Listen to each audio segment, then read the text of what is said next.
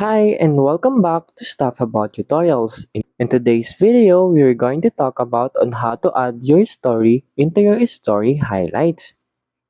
Maybe you want to add a new story on your story highlights but you don't know how. So in today's video, I am going to show you on how you can add a story into your story highlights. Check the video description and I will try to leave the written instructions. So without further ado, let's get into the video. First you need to do is to open your Instagram application and log in with your Instagram account.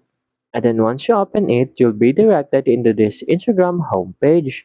And then from here, you will see your profile icon at the lower right corner of your screen. After that, you'll be directed into this Instagram profile page. And then from here, simply tap your profile icon to see your story.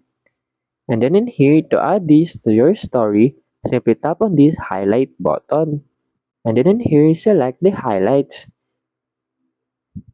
Once you select it, as you can see, added to your highlights. And as you can see, if you look into your story highlights, it is now added. There you go. If you wanted to know on how you can add your story to your highlights, that is the easiest way I know how.